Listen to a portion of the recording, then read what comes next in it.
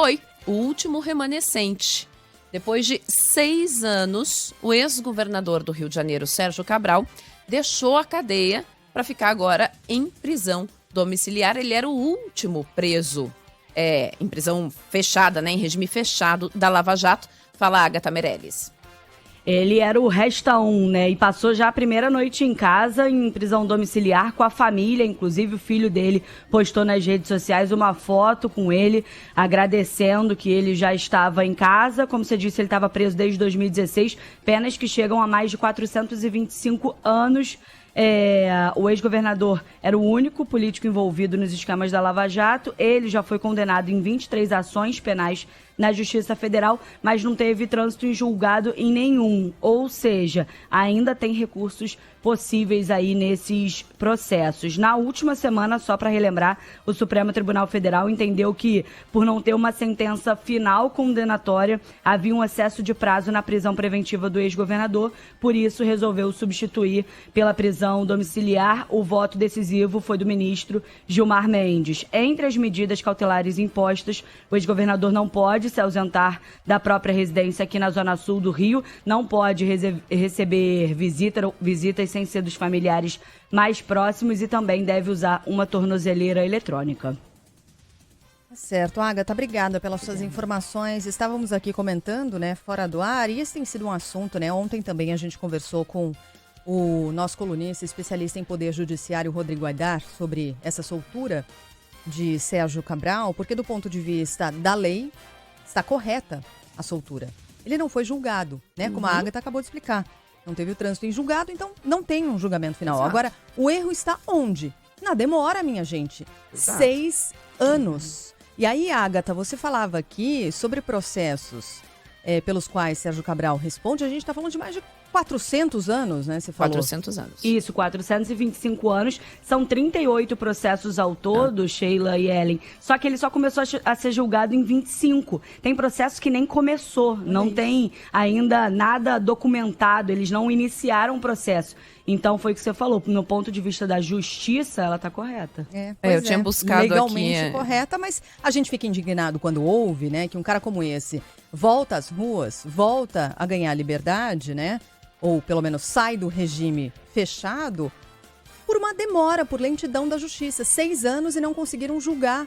Agora é curioso que é um judiciário incapaz de, por 6 anos, julgar o suspeito, né? Mas é capaz de julgar a soltura do suspeito. Tem tempo para julgar a soltura, mas não tem tempo para julgar o cara. Olha que maluquice, gente.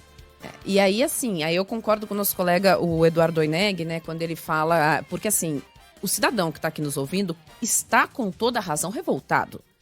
Inclusive, o próprio advogado do Cabral ontem, né, quando ele deixou a cadeia, deu a seguinte aspas. Ele falou o seguinte: a soltura é o Daniel Bialski, abre aspas, a soltura dele não é uma declaração de impunidade nem de inocência. O que se decidiu foi que não tinha mais cabimento se manter uma prisão preventiva de 6 anos, fecha aspas. Isso é uma declaração do advogado dele, né? Então, assim, ninguém está dizendo, como não se diz sobre os outros réus da Lava Jato, né? Que são inocentes, que não houve crime. Porque, assim, como não houve crime com uma pessoa que teve 38 acusações ali, né? Que você manteve ali pelo menos 38 ações penais. É muita coisa, que somadas dão 400 anos de prisão. É muito difícil você engolir isso, um cidadão engolir isso.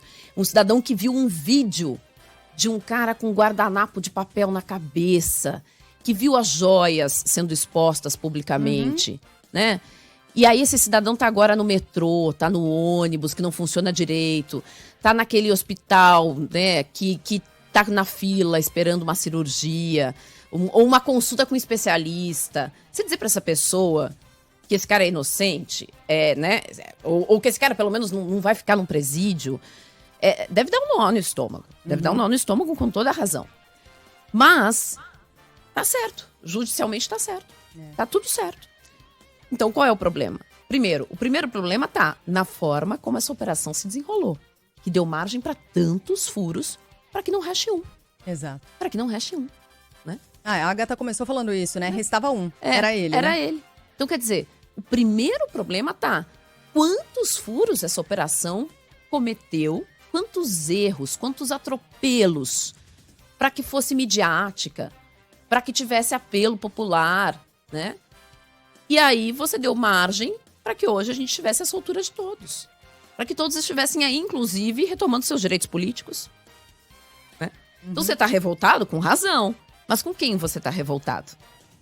Com quem você está revoltado? O crime compensa, o crime faz a história voltar ao passado, e todo mundo se recuperar, e voltar à vida, e nós voltarmos aos direitos políticos, e tá tudo certo. Tá tudo certo. Então o problema tá no judiciário, que não só é moroso, porque a justiça que tarda, ela falha, né?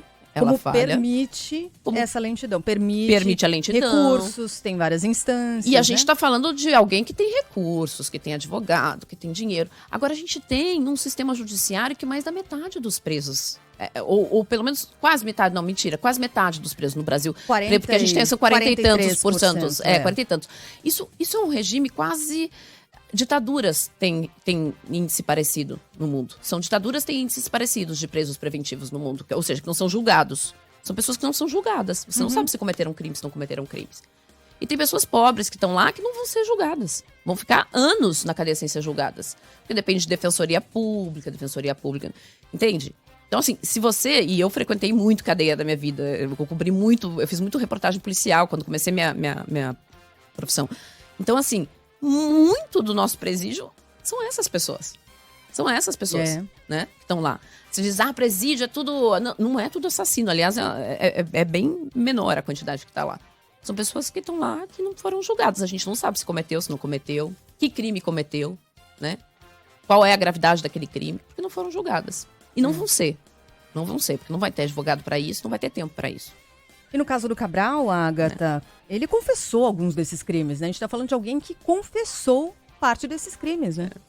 Exatamente, a gente está falando de um réu confesso, a gente está falando, vocês falavam das joias, ele levava o cachorrinho dele de helicóptero para a mansão dele em Mangaratiba. Era dessa forma que ele utilizava o dinheiro público.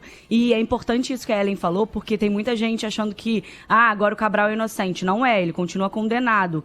O que foi anulado foi a prisão dele, ele foi transformado em prisão domiciliar. Tem muita gente com dúvida se ele pode se candidatar na próxima eleição. Ele, como condenado, ainda se enquadra na lei da ficha limpa. Então, ele não poderia vir na próxima eleição. A gente não sabe o que pode acontecer. Mas, inclusive, esses processos que estão sendo julgados ainda, o Cabral corre o risco de voltar para a prisão.